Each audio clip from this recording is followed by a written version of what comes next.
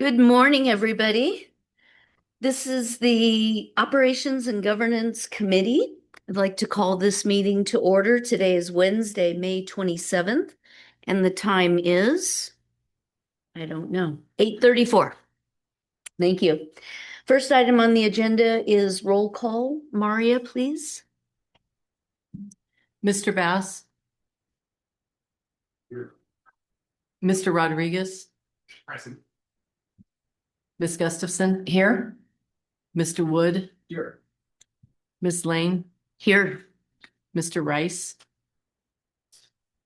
Madam Chair, we have a quorum. Okay, great.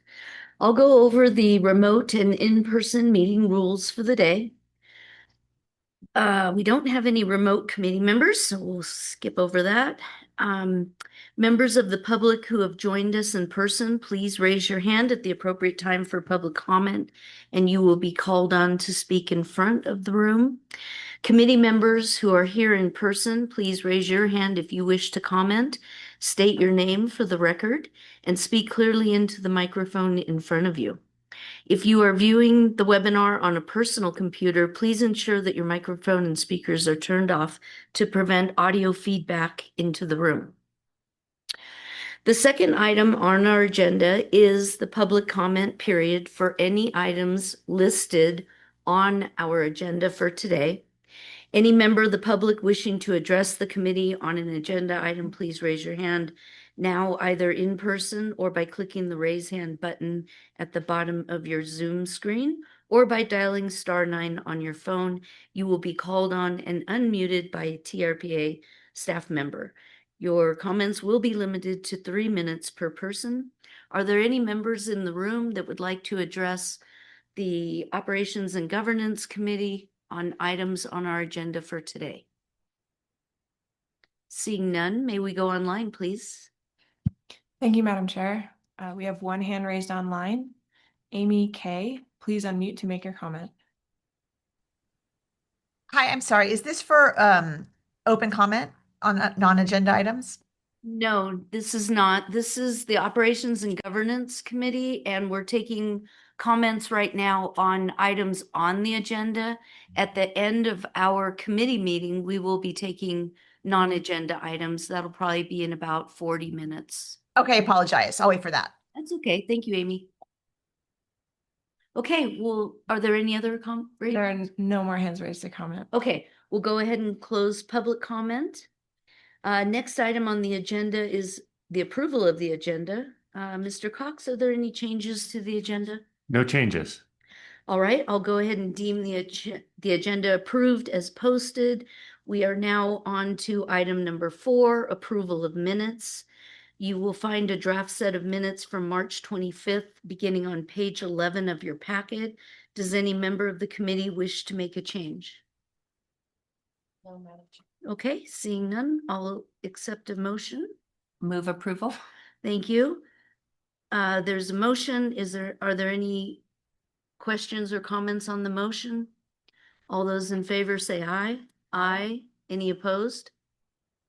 Okay, thank you. Just so I'm remiss, I should have welcomed Mr. Rodriguez and also Mr. Wood. Mr. Wood is sitting in for our beloved Alexis Hill, and Mr. Rodriguez is sitting in for Mr. Aguilar. So welcome to both of you. If you push the button that has a figure of a face with some volume coming out of it, that'll turn your mic on and off. We will be taking, well, we don't have to do any voice votes. I mean, we can do all voice votes, right, Maria? No, we're going to do roll call from here on? From here on, yes. Okay, so from here on, on approval of the items before us, we will be taking a roll call vote, just so you know. So just wanted to handle a little bit of that business. Mr. Wood, do you want to turn on your mic? There you go. And yes, I can be heard. Thank you, Madam Chair. I'm just looking for a Wi-Fi password. Grand Lebacan Wireless, there's no password on it. Thank you. Good question. Okay. If there's no other comments, we'll go ahead and move on to item number 5A.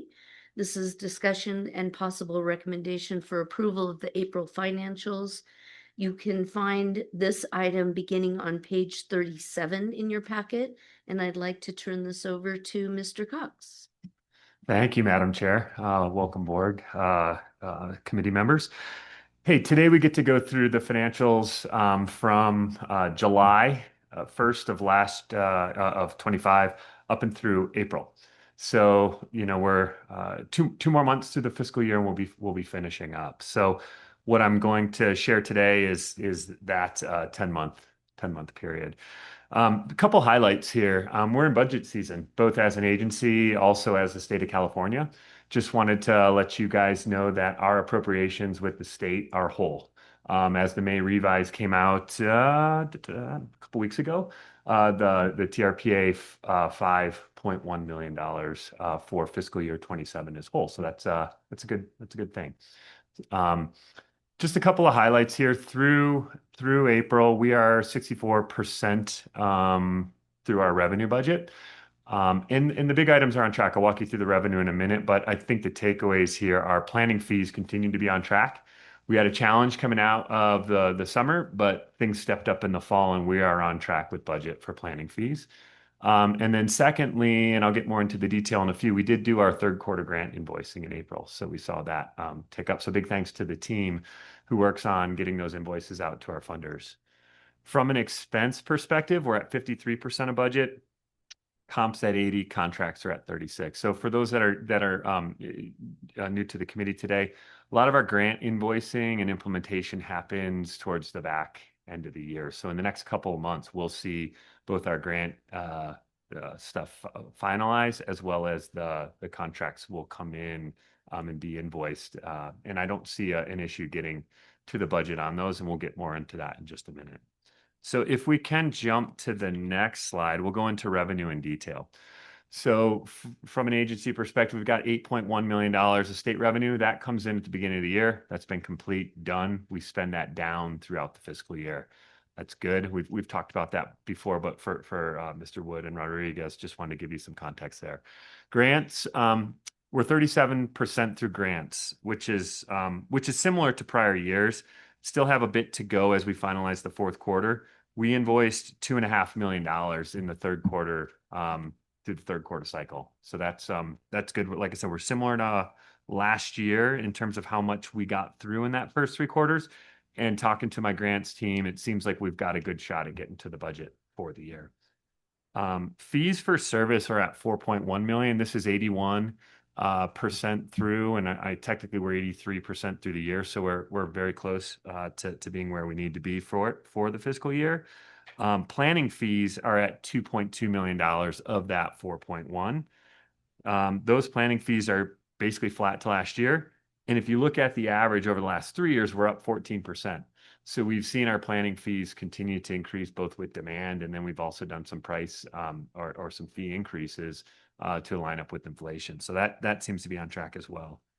If you look at the last two lines, rent and other revenue, rent revenue is on track. We got 2 more months to go. No issue there. And then the main drive of our other revenue is investment income. This is interest. I've got Eric Lee, who, as we go through the treasurer's report, he's going to walk us through an investment update with our principal investments. The reason that we basically have 1 more quarter of LAIF to book, that's the California investments. Those book on a quarterly basis. When we get that completed, we'll be at the budget for the year.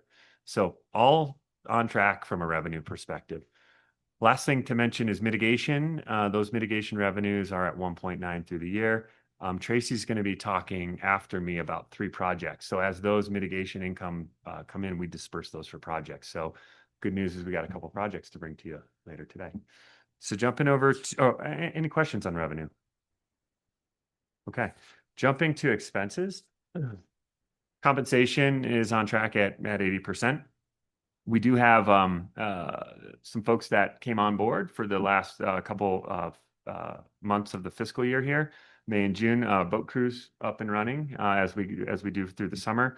Interns are on board as well, so it's great to see those seasonal employees up and running. Contracts, like I mentioned there, contracts are only at 36%, but as we've get the contract invoicing in the last 2 months, we'll pass that along to the funders, and we'll see both grant invoicing and contracts come up as we finish up the year. From a financing perspective, we paid our last principal payment on our mortgage to Zions in May. So next time I report this out in June, you'll see that come up to budget. And then other is things like property tax and our IT costs, for example, and those will also come towards budget. We might underrun slightly there, but that we still have line of sight to meet budget. So with that said, things seem to be on track. The final line item here is on mitigation expenses. That'll come up by about 300,000 as we approve, if and as we approve those projects and those projects get funded this month. Next month, Tracy, I think will also be bringing a few more projects. So we're working to, spend those mitigation dollars as planned. So with that, I will, any questions on expenses? Okay. Finishing on cash flow through the year. In April, the agency received $1.2 million in receipts driven by some of those grant invoices come right away with ACH and also fee income. Those are the two drivers of the receipts. We had $1.6 million of disbursements for payroll and contracts. That net resulted in a usage of cash around $400,000 for the year, where we still have $4.2 million of cash flow generated, and that'll get spent down as we finish off the fiscal year. So with that concludes my financial report. Questions? Any questions? My only question would be, it seems like with regards to the fees that we charge, those are fairly consistent and not necessarily increasing or decreasing, but kind of maintaining. But our grants, those seem to be increasing. Yeah, and we're going to talk about this tomorrow as well, as we're looking at the future. There's more appropriations, and Julie can talk about this. She knows more about the history. It takes a while for once they're earmarked and approved or whatever for them to come through the agency. We've seen those increase, and I think we're going to see even incremental increase for next year. So yeah, those are up in my 2 years here pretty substantially. Madam Chair, if I Please. can build on that. Yes, please. Yes, thank you. Julie Reagan, TRPA's Executive Director. I'm glad you brought that up because it is a key point that our general fund has remained virtually flat for a very, very long time, like probably a couple decades. I think when we see the grant increasing in the revenue side, it's a direct reflection of Team Tahoe's work back in Washington at the state level.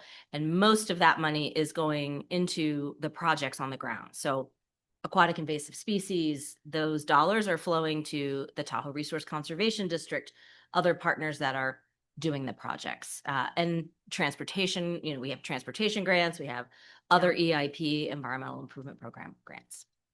Yeah, I think it's a important distinction to make and to understand as operations and governance that's occurring. Mr. Cox, send it back to you. That's it. That That's it? concludes, yes. Okay. If there's no further questions of the committee, I would accept a motion. I'll move approval. Okay, thank you. There's a motion. Also, an odd little thing that we do is we don't ask for a second.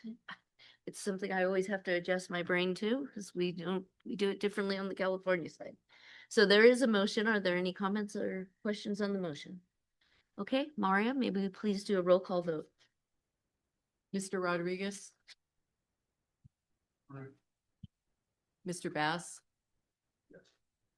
Mr. Wood? Yes. Ms. Gustafson? Yes. Mr. Rice? Ms. Lane? Yes. Madam Chair, the motion passes. Okay, thank you for that.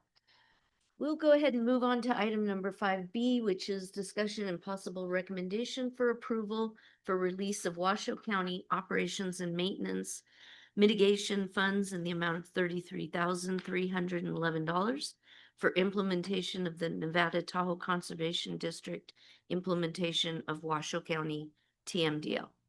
I'll go ahead and turn this over to Ms. Campbell. Thank you, Madam Chair. Good morning, everybody. So for the record, Tracy Campbell with the EIP department at TRPA with this request, as you mentioned, on behalf of Washoe County for just over $33,000 in operations and maintenance funds for implementation of the Nevada Tahoe Conservation District Washoe County TMDL project. Since 2015, Washoe County and the Nevada Tahoe Conservation District have partnered on implementation of the Lake Clarity Crediting Program in support of the Washoe County Urban Upland TMDL project. The requested funds will extend the existing agreement through September of next year, 2027, and they'll support continued tracking of pollutant reduction activities, including stormwater treatment BMPs, private parcel BMPs, and road operations activities. The funding will also support RAM rapid assessment methodology evaluations to help ensure continued effectiveness of existing stormwater infrastructure. As with all O&M releases, there is a requirement for match. And in this case, that match will come from some in-kind staff time and also Nevada 319 funds that come through the Nevada Division of Environmental Protection. For this item, we're joined online by Timber Weiss with Washoe County. So if you have any questions, he's here to answer them. And with that, I will pass it back. Thank you. Great. Thank you, Ms. Campbell. Are there any questions of Ms. Campbell or of the representative who's online? Okay. Seeing none, then I'll bring this back to the committee for a motion. Sure, I'll move approval. Thank you, Mr. Bass. There's a motion. The motion is on page 55 of your packet. It does say what the motion is water quality mitigation funds, but that should be operations and that's maintenance what's funds. and that's what's on the screen. And that's correct. So it's a there. correction from what's in the. Would you like me to put it on the record? Please. Do you Yes. I'll put a motion forward to recommend approval of the release of Washoe County operations and maintenance mitigation funds subject to the conditions contained in the staff report. Thank you, Mr. Bass. There is a motion. Is there any comments or questions on the motion? Okay, Maria, may we please do a roll call vote? Mr. Rodriguez, Approved. Mr. Bass, Yes. Mr. Wood, Yes. Ms. Gustafson. Yes. Mr. Rice and Ms. Lane. Yes. Madam Chair, that motion passes. Okay, thank you. That'll take us to item 5C, discussion and possible recommendation for release of Washoe County water quality mitigation funds in the amount of $202,346.75 for implementation of the Upper Third and Rosewood Creeks Water Quality Improvement Project, Phase 1. I'd like to ask Ms. Campbell to present this item, please. Thank you. Once again, Tracy Campbell with the EIP department at TRPA. With this second request for just over $202,000 in water quality funds for the Upper Third Rosewood Creeks Water Quality Improvement Project. The project is located in Incline Village within a priority treatment area identified for relatively high fine sediment particle loading to Lake Tahoe. The project proposes installation of stormwater treatment BMPs and shoulder stabilization work to improve treatment of urban stormwater runoff and support Lake Tahoe TMDL goals. Phase 1 will replace existing catch basins and stormwater infrastructure within the Washoe County rights-of-way with upgraded infrastructure designed to improve infiltration and capture fine sediment. Construction is expected to begin during this current 2026 construction season and to complete next year in 2027. The requested mitigation funds also satisfy the required 25% local match for Washoe County's funding agreement with the Nevada Division of State Lands. And once again, we do have Timber Weiss from Washoe County on the phone if you have any questions. Thank you. Thank you. Questions or comments from my fellow colleagues here? No? Okay, Mr. Woods thinking. I can see the wheels turning. Any questions or comments? No? Okay, then I'll bring this back to the committee then for a motion. Sure, I'll put forward a motion to recommend approval of the release of Washoe County water quality mitigation funds subject to the conditions contained in the staff report. Thank you, Mr. Bass. There's a motion. Any comments or questions on the motion?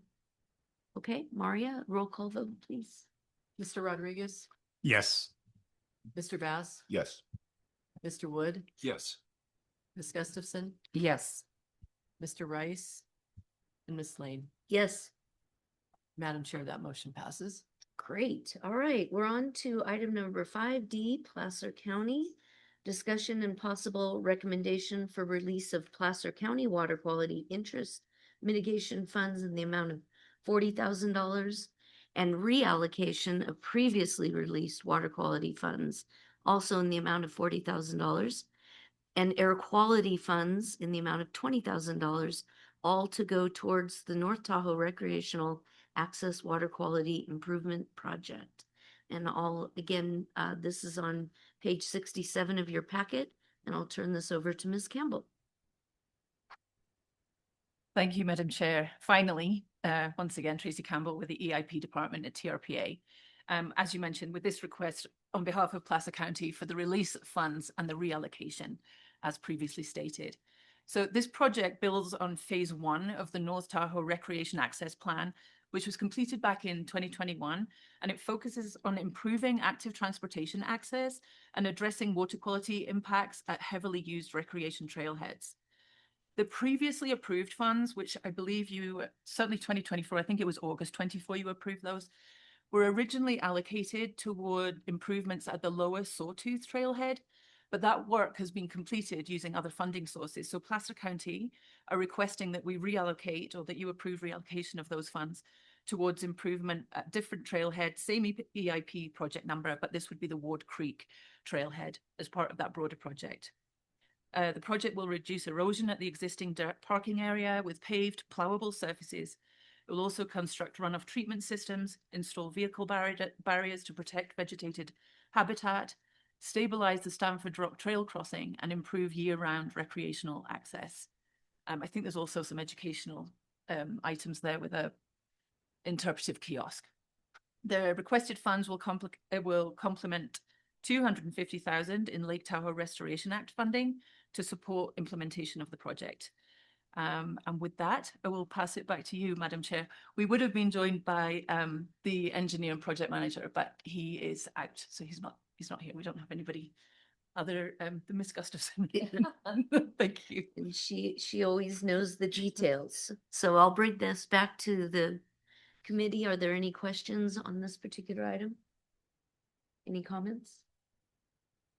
No, just that it's a heavily used access point, and it's right along the edge of Ward Creek, which suffers a lot of erosion from people over trampling down the banks to access the trail. So this is a great water quality project. Yeah, I just think in general, I spend a little bit of time in like Placerville, and there's just they don't treat anything on the side of the road. And I think it's so important and such an asset that we really put a lot of energy and quite frankly, investment dollars into making sure we treat erosion and, the investment that we put into that is significant, and not all communities are able to do that. So I think it's great that we're doing this, and especially in high tourist impact recreational access places that we're beginning to look at this. So I think it's great. All right, if there's no other comments, we'll accept a motion, Ms. Gustafson. I'd like to make the motion to approve. Great. All right, there's a motion. Is there any comments or questions on the motion? Okay, Maria, may we do a roll call vote, please? Mr. Rodriguez, Yes. Mr. Bass, Yes. Mr. Wood, Yes. Ms. Gustafson, Yes. Mr. Rice, and Ms. Lane. Yes. Madam Chair, the motion passes. Great. All right, we're moving right along. That takes us to item 5E. This is the quarterly treasurer's report. This item can be found on page 85, and I'll turn this over to Mr. Cox. Thank you, Madam Chair. Chad Cox, Finance Lead for the agency, for the record. So today we get to talk a bit about our investments. I've got Eric Lee sitting next to me, who's going to walk us through the principal portion of this in a few minutes, but I wanted to frame it up with the overall view of the investments, and then we'll get into that detail with him. So our investment balance as an agency is $45.9 million. This is pretty similar to what we shared the last time we had this discussion. It's important to note that $26 million of that balances in trust for things like mitigation and securities. From a market perspective, and Eric's going to get more into this and is probably more knowledgeable than I am, but from a market perspective, there haven't been any rate cuts since December. Last year, we saw three interest rate cuts. So we're 4 months now in looking at it through the end of April. And there have been no rate cuts, but we've actually seen interest rates on our securities come up a little bit. As of May, treasuries with maturities less than 1 year are yielding like 3.7%. Treasuries with 3 months to 6 months are also at a similar rate. 1 and 2 year treasuries are yielding 3.7 to 4%. And like I said, those are up even though the federal funds rate hasn't increased, but it also hasn't decreased. So there's some stuff going on in the market that Eric can talk about a little bit there. One thing that's interesting is longer term, like 10-year bonds are still yielding over 4%. And I think they're yielding, as when I looked at this, like 4.4%. Because those rate cuts back in December haven't really impacted those the long-term rates. So I think that reflects like true actual inflation. So anyway, from an investment perspective, we're really conservative in where our funds are. 72% of them are in the state pools, LAIF with California and LGIP with the state of Nevada. So those are relatively liquid. Within a matter of a couple of days, we can move those funds out if they're needed for operations. 16% of that balance are in treasuries, and 12% are in corporate securities. Those are all within our investment policy. The treasury and corporate security, I think, max out at 20%. So we're well within that policy. We have increased corporate securities a little bit as a percentage. If you go back and look over history, and some of that's capturing better yields, and we're also buying corporate securities that are a little longer term in maturity, which is helping us to lock in those higher yields for a longer period of time. I think the average principal balance is around 34 months is how long the maturity is on average. So that locks us in for almost 3 years at those higher rates, which is good. There haven't been any rating changes. That's something we look at. If any of the securities change ratings or drop below our policy, we would bring that to you and we'd have a discussion. We haven't seen any of those securities ratings change. So that's good news. We're buying stuff that's not changing. And all of the ratings for those corporate securities are within our policy. And so with that, I'm going to pass it over to Eric. So of the $45.9 million, we got 13.6 of that with the principal group. And so what Eric's going to be talking about is that roughly $14 million investment. So with that, I'll hand it over to Eric Lee with principal. Were you also sliding into Oh, sorry. item 5F? Yes. Okay, so let's just take a moment Sure. here to ask if any committee members have questions of Mr. Cox at this point, Mr. Bass. Yes, yeah, thank you. It's interesting. So the corporate and money market fund, they bring back a substantially higher yield than LAIF, or what is the? Not substantially. LAIF and LGIP are yielding like in the high threes, 3.8.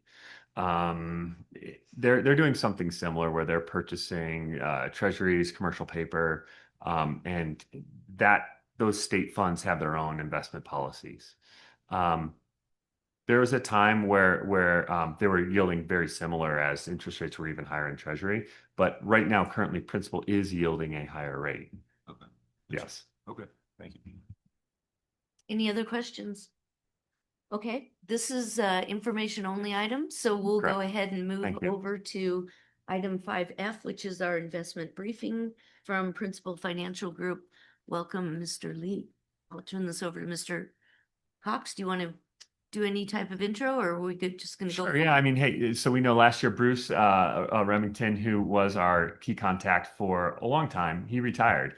As Bruce moved on and we got to see him off last year, we brought on Eric as our key point of contact. So Eric came up from San Diego and flew up to be in person and share today an update. We've done this on an annual basis. I brought this back to the committee earlier this fiscal year to ensure that you all wanted to have this presentation. I think it's important to get an update both on these investments as well as their perspective on the market will be very interesting. So with that, I pass it over to Eric. Welcome. Thanks. Thank you, Chad. Thank you, Madam Chair and committee members. Glad to be here. Eric Lee, Principal Financial Group.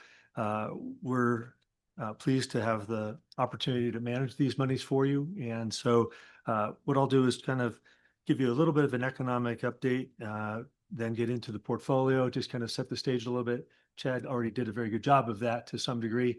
He didn't get into a lot of the details. Thank you for allowing me that room. And I appreciate being here. I felt more like I came up in winter. I thought I was dodging that. But yesterday and even overnight, it seemed like we got a bit of winter back. All right, going to page 4. Tracy, thank you. If you look at the bullet points here, I won't run through all of them. They speak for themselves a bit, but we all know in the first quarter of the year, things as we turned in from the last year were looking pretty good. The economy was doing pretty well. Consumers were spending. The Federal Reserve, as was already mentioned, was looking to possibly be on track to cut rates further. They had already made 3 cuts in 2025 after being on hold for about 9 months or more.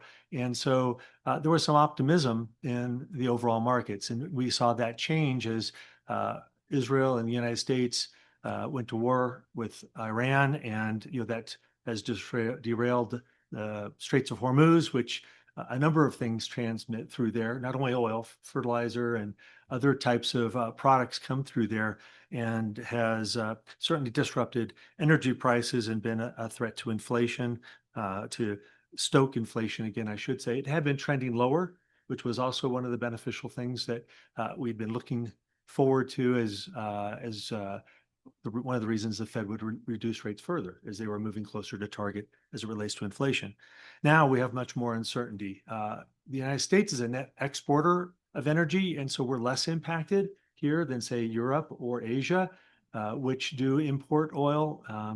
This, ironically, has not been that disruptive to the overall stock market. At the time that this took place in March, the markets were disrupted. The bond market also saw some dislocation. We saw spreads widen. In other words, the interest rates of comparable maturity corporate bonds, they widened relative to treasuries, which that means usually a flight to quality and a little concern about the outlook. Treasury and corporate bonds have been very tight and remain very tight, really. They only moved modestly. So there's really been, I guess, an orderly nature to the markets, both in the bond market and the stock market. You're much more concerned about the bond market here, of course. The economy continues to remain on track. There's more pressure on consumers, particularly lower income consumers and middle income consumers that are impacted by higher prices, energy prices specifically, but other prices as well. And so the Fed's a bit of a quandary as the economy is seeing kind of impacts due to immigration policy and also the economy not generating as many jobs.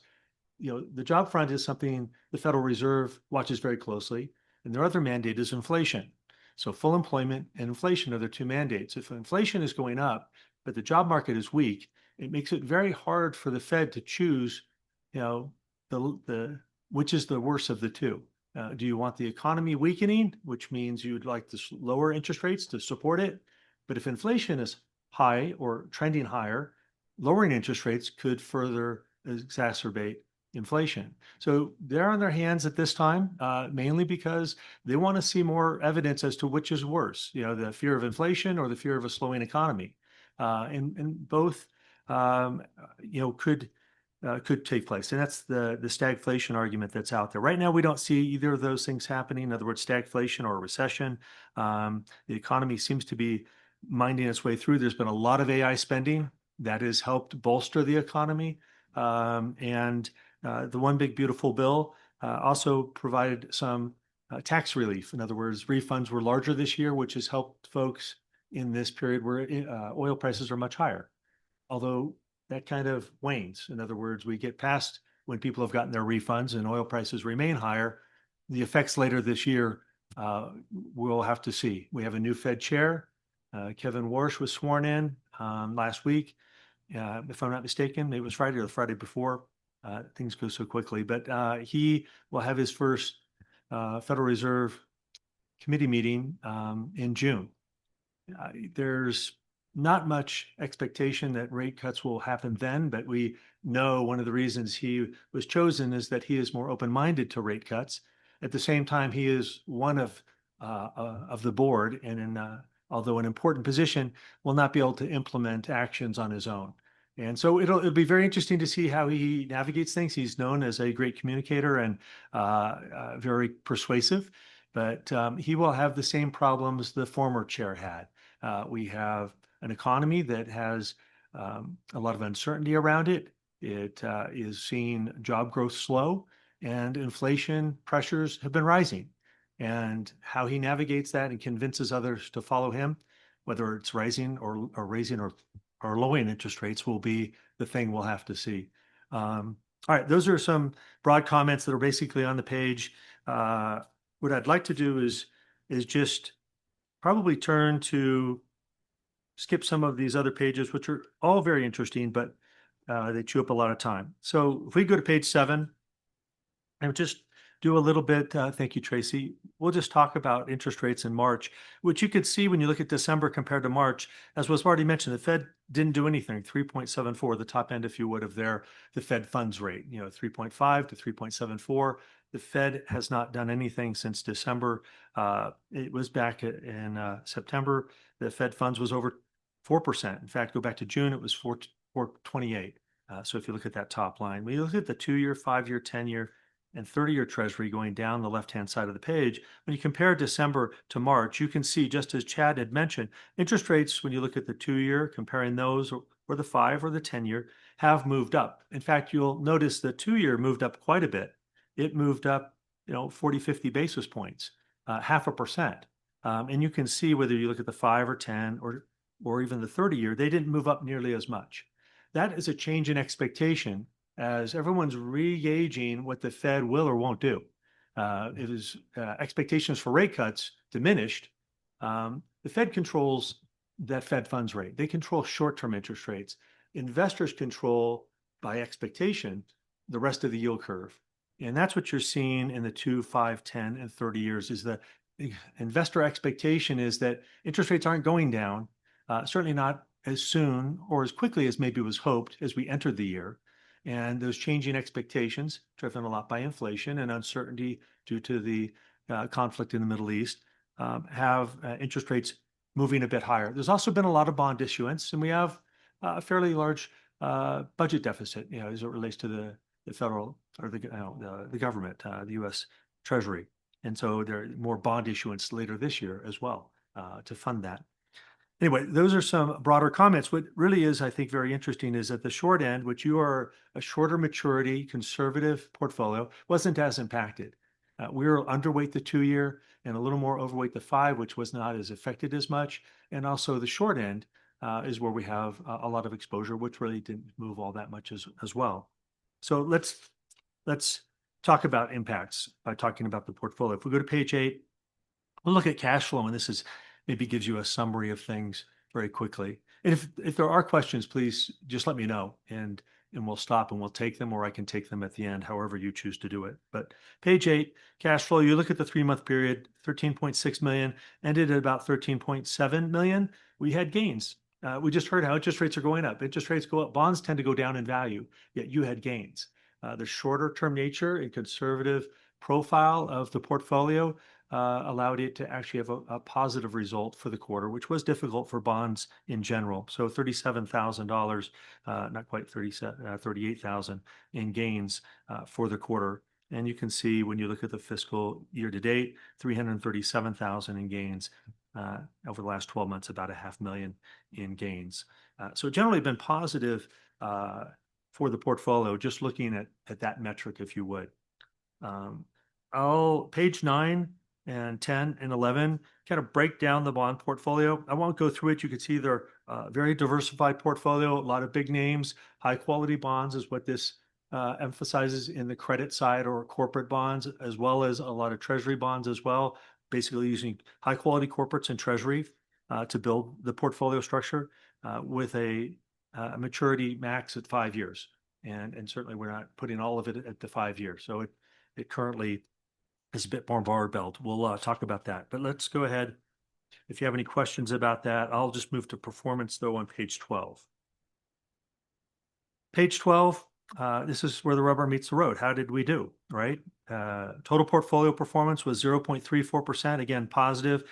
When you look at the benchmark, it was 0.31, so slightly better than the benchmark, which in a more challenging period, we're not unhappy with. You can see fiscal year to date, slightly behind the benchmark, but still solid results of 2.59% versus 2.63 for the custom benchmark, which is the Bloomberg Government Credit 1 to 3 year A+ index. That's what we're mentioning to, which is that custom benchmark reference there. You can see the results when you look out longer term, all in line with or slightly better than the benchmark when you look at the 3, 5, and 10 years. If there are no questions, I will move to page, I believe, 16 and talk about the portfolio profile and kind of give a little more context to the structure of the portfolio, what we're trying to do to bring advantage given the tools that we have, right? We're shorter maturity, capital preservation is one of the mandates, also liquidity. You may want to move money back and forth between the other accounts that you have. And this structure is very similar to theirs, as was mentioned by Chad already. So we try to make sure there's good liquidity. At the same time, we try to get every yield advantage we can while staying within policy. So looking at the characteristics on page 17, you'll see the option adjusted yield to worst is 4.01% versus 3.94. That's the benchmark. So it's about 7 basis points better. We're doing that by being a little more overweight credit, and that credit overweight is beneficial. We do have, well, I'll talk about that next, but as you'll see the option adjusted spread, we also there, the credit overweight, emphasizing a little more 4s and 5s, a little less in the 2-year to 3-year. We have exposure there, but we're trying to gain advantage from the roll down, as was alluded to by Chad. Having those higher yields, which seem to be advantageous given the outlook, longer term outlook, not this present moment where yields have bumped up a bit, but those longer maturities have a roll down effect where you're going to, as they become shorter in maturity, they still retain that yield that they were issued at. And that's an advantage over time. So that 9 basis points of option adjusted spread is advantageous as well. Again, while staying high quality with appropriate amount of liquidity given the policy and also the objectives of the account. Option adjusted duration. Duration, it's important to understand, is a measure of volatility. The higher your duration, the more interest rate sensitive the bond portfolio is. So, if you have a very high duration, like longer bonds, they tend to move much more when interest rates move. The 30-year treasury can move wildly when interest rates are moving on that longer end. Cash accounts, money market accounts, because their maturities are so short, they don't tend to move. You're going to get your money back in 30 days, just short-term cash fund, cash type of 30-day treasury or 90-day treasury. So they don't tend to have very little duration or interest rate sensitivity. Now, your portfolio has about 2.29% years, I should say, duration. That's compared to, say, a longer fund like the Bloomberg Aggregate Bond Index, which is used for many bond portfolios, has about a 6-year duration. So you're well short of that. It is shorter than the benchmark's duration as far as in years, 2.61. And that's because of the cash end, the liquidity aspect of it. And we do bring that up by having those longer maturities in the 4 and 5 years, because we don't want to be too short either. Too little sensitivity. And when interest rates are going down, that's a tailwind to bonds. And if you're too short, you wouldn't capture that. And we would lose some of the other advantages we've tried to build into the portfolio. So we do try to bump that up. At the same time, it's hard to mitigate all of that shorter term nature of the portfolio because we're not going to push completely into credits and or into longer maturities. So it's a balancing act. So there you have that. Average credit quality, AA as well. Cash is about 5.7%. I should mention that again, we keep a nice cash buffer. Cash is yielding quite nicely right now, around 3.7%. So it's not a big drag. If you go back a few years, cash was hard to hold in a portfolio. You got 0.25% or nothing. All right. Page 17.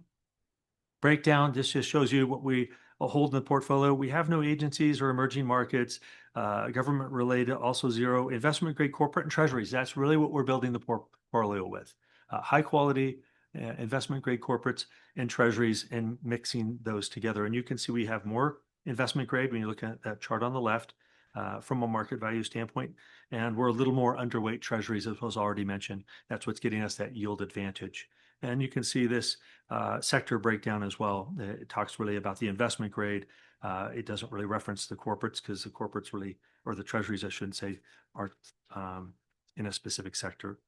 But if there are no questions, we'll go to the next page, and then I'll look to wrap it up and see if there are any final questions. But this gives a nice profile on page 18. It shows you that we have the 1 to 3 years. It's about 38% of the portfolio. That's not on the page. It breaks it out in two broad categories, and I like it broken down a little more. And the 3 to 5 is about 48% of the portfolio. And a good piece of that is really in that 4 to 5 years where we're trying to get that yield advantage. We call this a barbell. So we have a good amount in the shorter end of the curve, a little less in the middle, and the little's been more volatile. We already mentioned the 2-year went up almost 0.5%. So 2-year bonds actually got hit more. That's one of the advantages we also had in the quarter and why we beat the benchmark is the 2-year bonds got hurt more by rising interest rates than did the short end or longer end, where we tended to have a little more exposure. But I think those are the primary comments. We like the structure of the portfolio. We have no issues with any of the underlying securities. They're all very high quality at this time. Chad, I think, actually mentioned that as well. But I'll ask the committee or Madam Chair if there are any questions. I'm happy to answer them. I'm glad to be here. Thank you. Thank you, Mr. Lee. I'm glad that you were able to be here, and I'm glad that you enjoyed a little bit of the snow. Yeah, it's been great. It's great. Questions of my colleagues? Anything? Yes. Mr. Wood? Yes. Thank you, Chair Lane. Mr. Lee, you mentioned the government deficit, and relative to the gross domestic product, I understand that it's at the highest it's been since World War II, and it's trending higher. Do you think this will ever have an impact on this portfolio? And if so, when might that be? That's a question creates a crystal ball type of response. I can't tell you. They're certainly concerned about it. We already know that the treasuries, if you look, they're listed as AA+, not AAA. So some of the credit agencies have already downgraded U.S. treasuries because of the large treasury debt and the rising nature of it. So there is concern about it. And that's kind of been a shot across the bow, if you would, from the rating agencies to the U.S. government. At the same time, it's a conundrum that it's hard for them to get out of in the near term, given the policies that have been enacted and the initiatives that seem to be, I guess, in favor. So longer term, I think the things that are in our favor is that the U.S. bond market tends to be the biggest, most liquid bond market on the planet Earth, which means that's why we're likely to stay a reserve currency. It's very hard for other nations to move away from the dollar and therefore treasuries. That's how you gain exposure, if you would. And so that gives us some insulation. At the same time, we shouldn't, to your point, be, I guess, complacent about the fact that it does matter longer term. And so I do think unchecked and unaddressed in the future that this could have some impact, certainly on the broader bond market. Your bond portfolio is very short in nature and probably would be somewhat insulated, but nonetheless has exposure to bonds. I do think that's a horizon out a number of years, but that is something to be watching, not necessarily concerned about today, but certainly watching closely to your point. Thank you. Thank you. Other questions?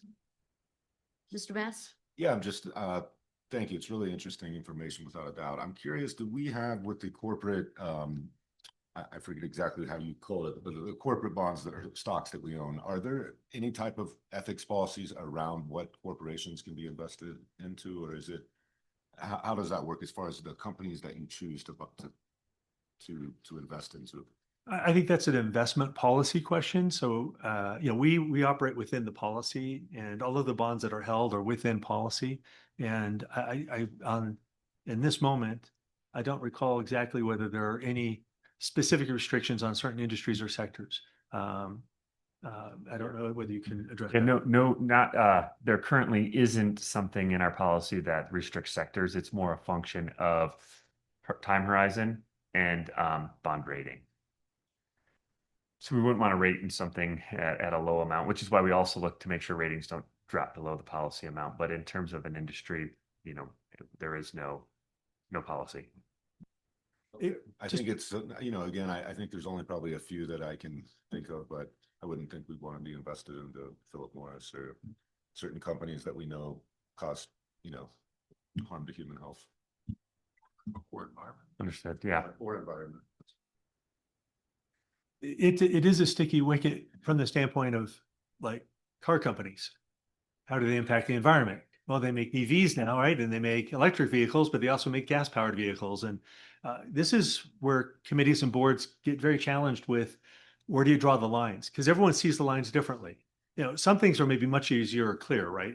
Most of us agree today smoking is not beneficial. Not that you might choose to do it, it's your free will to do so, but more generally, whether it be from a health standpoint or environmental standpoint, but other things, the line's kind of moving, right? We're transitioning just from an energy standpoint, but we're not where we want to be, and we need to get there. I'm just saying, when I look at my other clients, just for I guess broader information, everyone's grappling with kind of where do we draw the lines and how do we implement that and be responsible at the same time, stay diversified, because that is one of the primary things as a fiduciary is, making sure that you're well diversified and you haven't limited yourself in a way that is punitive and therefore imprudent as well. Anyway, thank you. Yeah, great questions. Any other questions of the committee? I think my only thought would be, I've been on this committee for a while now, and this is very normal for us. But we're living in a world that's not very normal. It seems like the goal lines are moving, and we have a lot of uncertainty. What would trigger us coming at this from a different philosophy? What would happen in our portfolio that would make you think we got a problem? Well, I mean, if we did see inflation starting to move more dramatically, we may want to be moving into a shorter duration and moving. We tend to buy and hold, right? As opposed to, if you look in the investment report, we sold nothing in the last quarter. And the quarter before that, we sold nothing. Bonds mature, we reinvest. And so buy and hold has given us a lot of leeway and advantage. The one thing that I might note is that being longer, we would maybe be rethinking that if we felt inflation were becoming less well anchored, longer term. Now, we know there's an inflationary spike, but how long this will last, excuse me, I talk with my hands clearly, how long this will last is really harder for us to say. And so that's something we'd be watching and coming back to you with through Chad to say, hey, we're thinking we need to maybe reduce the duration or reduce the longer term holdings so that we're not as exposed in that 4 and 5 year as we currently are. I don't see anything in the near term, if this is addressing your question, that would cause us to move away from any of the names. We feel very comfortable with those. They're all within policy. That's not that you don't change your policy and decide that because of things that are changing in culture and an outlook or the committee's beliefs or concerns, that you might want to change policy. We would, of course, work with you in doing that, adjusting the portfolio to conform, to comply. Well, and what is the most interesting, you said a lot of very interesting things, but one of the ones that stuck out to me was that the interest rates for holding cash are almost, they're a little bit lower than what we're getting in our investments, but not much. Because I do remember the days when they were 0% or 0.25%. So during this time of uncertainty, the saying, cash is king. Right. So, and the fact that we are getting a good return on cash, if we start seeing the markets get very unpredictable, that's, something that I would think we would want to take a look at. Yeah, as policy stands now, I believe we can hold as much as 10% in cash. Mhm. But that doesn't exclude holding shorter maturities as well, not necessarily specifically cash, but we can hold bonds that have very short maturities, Mm. a year or less than a year even. And they could be, if you would, cash-like in effect. To your point. Anyway. Mhm. Okay, great. This also is a information item. Any final questions, comments? All right, thank you, Mr. Lee. We'll go ahead and move on to a little glimpse of what our fiscal year 26-27 annual budget might look like. I'll turn this back over to Mr. Cox. Thank you, Chad Cox, TRPA Finance for the record. So this is, like I mentioned in our first slide, it's budget season. So we've been working as a staff on our annual plan, right? As we're going through the work plan, we're also trying to understand what funding we need in order to achieve that plan. So what I've got here before you is on a single slide. I know there's a lot of numbers, but I wanted to ground you with what we're proposing or potentially proposing next month for approval. So as Juliet mentioned, the general fund will start there. General fund is stable with fiscal year 2026. That $13 million relatively flat to last year, 12.9. What we've got going on there is if you look back, and I'll show you some more tomorrow as part of the retreat, but we've seen our general fund have a very small kind of, on average, about a 4% increase over the last 7 years. So relatively flat over 7 years and within 100K compared year over year. The main drivers of that general fund, right, are our state appropriations as well as our planning fund, which is how we get fees and collect fees for our permitting. Those are, like I said, planned to be, and the outlook for those is flat for the next year. Second thing here, as we move down, and we'll talk about grants kind of in its entirety, but grants, we're seeing an outlook of even more increase versus last year. Last year, meaning fiscal year 26, we had anticipated $17 million of grant funding. This year, the anticipation is up to $23.5 million. So that's up $6.3 million. And as you can see, a big chunk of that's going into AIS, aquatic invasive species. As Julie had mentioned, that's roughly a third of our budget is where I think where we'd want it to be to protect the lake. So we've got things coming through the Lake Tahoe. We've got funds coming through the Lake Tahoe Restoration Act. And so that's a big area of increase. But when we look at grants, the cost and the income are neutral. So basically, in the end, with general fund being flat, that means our expenses need to be relatively flat as well. So looking at some of the assumptions, as I mentioned, this will fully fund our work plan. This budget includes being fully staffed, which we're close. We've got a couple of positions that have just come online, and so we're very close to fully staffed again. So the budgeting assumes that. So it assumes an increase in staff salaries to remain competitive. And the way we're funding those incremental costs are through efficiencies on contracts. So we've been looking at those discretionary spends and working to be more efficient on those to fund the incremental costs. I did want to note as well that our compliance team for the last couple of years, we've continued to spend a lot of maintenance on our watercraft in order to do the compliance efforts that are required on Tahoe. And there was a request to replace that, the main vessel, the main boat. And that is something we wanted to put in front of the committee just to raise the awareness. It's not something we can afford in this particular budget, but we wanted to raise the awareness. We want to put a project manager on this the next fiscal year to work through the planning, to try to think about interesting and creative ways to fund that, including potentially considering something like our fund balance and our shoreline fund, or are there grants out there, or is that something worth going to a state appropriation for some type of a change proposal or not? So we're going to look at that in the coming fiscal year And the goal is to, in fiscal 28, come to you with the proposal on how we want to go and work through that. So I just wanted to mention it. That is not in the budget. And then, from a bottom line perspective, as you can see, there's that last line that says general fund balance. We want to use the general fund surplus from fiscal year 2025 that you all saw and approved those financials back in December. That surplus we want to spend down in fiscal year 2027. So that's what makes up the balance. So with that, I know I talked a lot, hit some highlights on revenues, expenses, and assumptions. What feedback might you have or questions as we get ready to bring this forth in June? All right, questions, concerns? Yeah, I was just curious, the 25 fund balance that'll come forward to take care of, I assume, the 600,000, is that right? Correct. And then what will that leave in the 25 fund balance?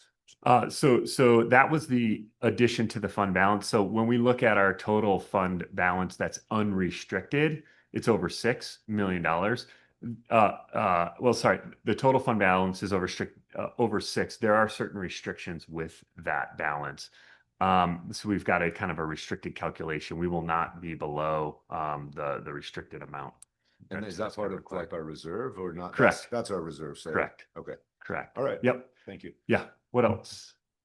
What else? More questions? Mr. Rodriguez? Just one question. I know last time you guys discussed new permitting tools like using AI and kind of discussed, I think 46%, or I forget what the number is, for people that drop the application because they're not able to complete that. With the new system in place, if the new system is created, is there potential increased revenue for permitting that you can anticipate for the budget? So I think the answer is yes. I think that's a possibility if we can move things through the cycle more quickly. This has a relatively conservative assumption. What I've done is I've taken this year's budget, which is where I think we'll land. We have, as per our rules of procedures, the ability to increase fees at the inflation rate of the Western region. So as I've been tracking that, that's roughly 3.5% to 4% is what we've seen in Western states regional inflation. So I've only assumed a 4% increase. So to the extent that we can get through the pipeline more quickly, we could end up having fees be higher than the budget because of those tools. The other thing to consider as well is when you look at that planning fund, you can see there's a net $900,000 more expenses than revenue. So we don't fully cover our costs there, but we're covering more. So we're able to do more with the same resourcing, and that's been enabled through some of these tools and some of the other efficiencies that we've been working on as a planning group. Does that make sense? Yeah, good. When I started, that was around $1.5 million. It's come down to $1 million. This year, we're planning on a $900,000 deficit in that particular fund. So, yeah, great question. Thank you. Yeah, great question. Any other questions, comments? Okay, well, yes, our executive director, please. Thank you, Madam Chair. Julie Reagan, TRPA Executive Director. I wanted to thank Chad for a great report and Eric as well. A couple things just to underscore for this committee. As we roll into our strategic planning session tomorrow, we'll have a chance. Chad is going to kind of big picture some of these issues for the full board because our budget is very unique. And for the newer members, I wanted to point it out.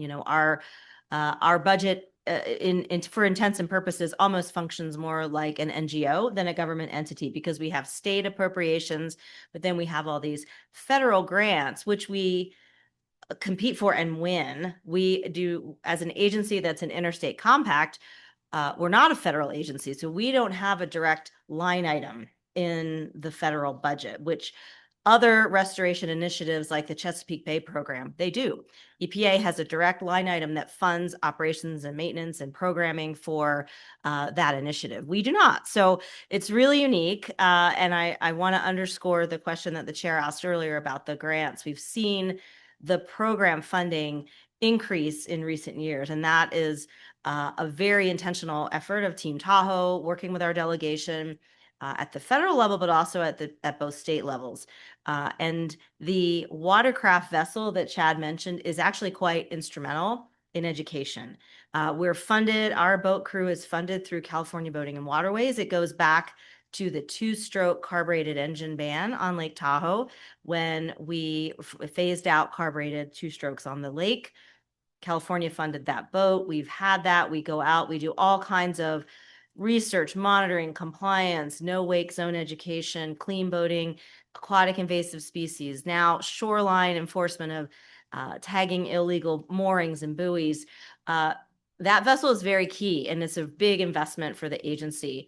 We are tracking in line with a lot of other institutions. UC Davis is replacing their LeConte boat, which we just met with UC Davis's director, and we shared information about how they've gone about it. UNR, University of Nevada, Reno, has 2 new research vessels. So there is a new investment that we're seeing on the lake, recognizing it's very important to take decision makers from Washington, from the 2 state capitals, our local officials, the community, to educate people about what we're doing at the lake. It's one thing to see it on land.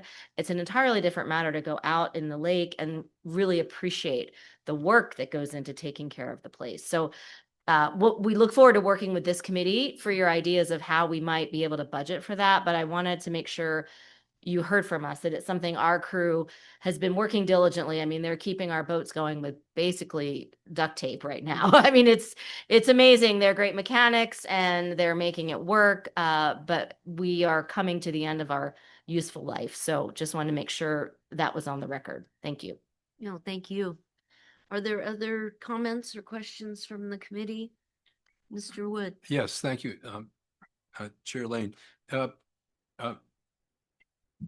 Executive Director Regan, and Chris Wood speaking. So is there any overlap on all these boats being out on the lake? I mean, UNR coming onto the scene and Turk doing what they do so well. How do you avoid this kind of overlapping? That's a great question. Thank you, Mr. Wood, Julie Reagan, TRPA staff. They are complementary. There's such a great demand for work on the lake. UC Davis has their own research programs that they're doing the SECI disc, the clarity readings, amidst many different research projects. They have a whole research program and staff to go with that. UNR has been doing research for many years, but these new vessels will take that to a new level. We also have law enforcement. We have the county fire and police rescue. We have life-saving first responders, the Coast Guard. It's actually kind of a drop in the bucket when you look at how large the lake is. We could probably use more presence on the water, because just to fully engage with the communities that are in the shoreline and the expansive nature of Lake Tahoe, its vastness, we could use more, but we work together. I'll give you an example. We at TRPA do not have law enforcement authority in our enabling legislation, so we can't board another boat on the water. We had a case that were an active litigation related to an illegal concessionaire on the water. And so we had to do a joint operation with the Coast Guard and law enforcement of the various counties to go out and to serve papers to the bad actor that we're in court with. And so we often coordinate and collaborate from everything from life-saving assistance to environmental programs that we have underway. Good question. Mr. Bass? Yeah, I definitely think that we need a new boat and would support it 100%. I think looking at it even as financing it, it's just a cost of doing business. I know that we want to get a grant, but sometimes the grants take a long time, a lot of requirements. I mean, I look at it like a fleet expense. Finance it, bring it to us so that it's not a huge hit to our budget and it's a monthly expense. Yeah, and I've seen people donate money for those types of things as well. They're kind of sexy thing to get behind. So we'll be creative. Other questions or comments on this information item only? Okay, seeing none. Thank you, Mr. Cox. We'll go ahead and move on to upcoming topics. I'll bring this back to you, Mr. Cox. Thank you. So June, we'll bring you the budget for approval with the work plan. We'll bring that direct to the board instead of through the committee on consent. We'll bring a single item to the board in June. The team is kicking off the audit. So we've started to work through the fiscal 2026 interim stuff. So the stuff that kind of happens before the end of the year. And then as we get into July, the team will be fully focused on going through the audit. Bringing the audit to you is the bottom bullet, but similar to last year, we'll aim for November, December time frame given the holidays. In August, you see July's kind of missing there. We don't have a good view of the financials in July because we're transitioning over to the audit. So typically we've taken a pass on July. So in August, we would bring forth another treasurer's report for the quarter, as well as the monthly financials starting fiscal year 2027. And then finally in October, we'll bring the annual fee update to you. That's what's on tap. Business as usual. Good. Good. Committee members, any questions on upcoming topics? All right, let's move to committee member comments. Are there any committee members that would like to make comments at this time? Okay, seeing none, let's move into our final public interest comment section. This is an opportunity for the general public to comment on any item listed or not listed on our agenda at this time. I'd ask if there's any members in the room that would like to address the committee at this time. Seeing none, are there any members online that would like to address the committee?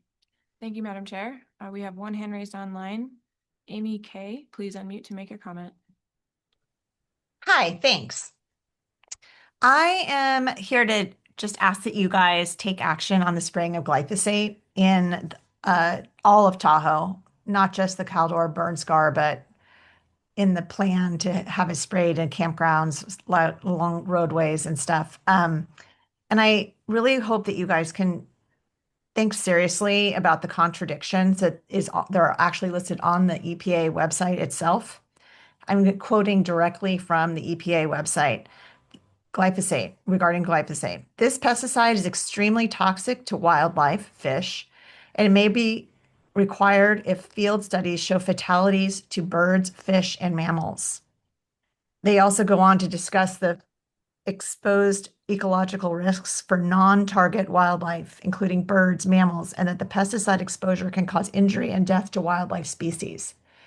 So the idea that this is something that would be sprayed on the Caldor burn scar to make way for planting new conifers is just very short-sighted. The unintended consequences are vast. And I ask that TRPA make a statement to ban the use of glyphosate by the Forest Department on any burn scars or in any capacity at all in the Lake Tahoe Basin. Thank you so much for your time. Thank you.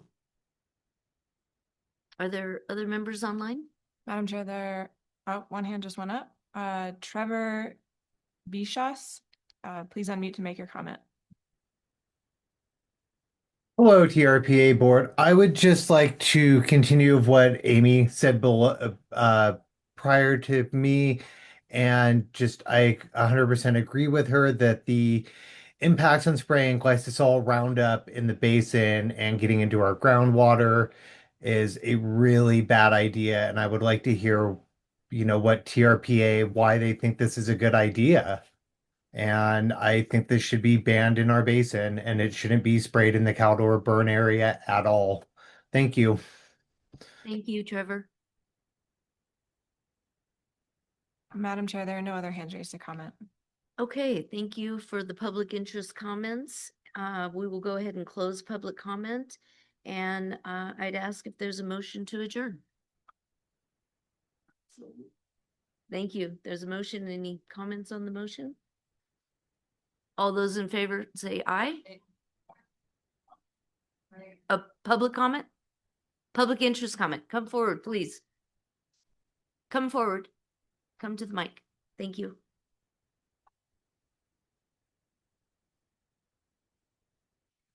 Thank you. Good morning.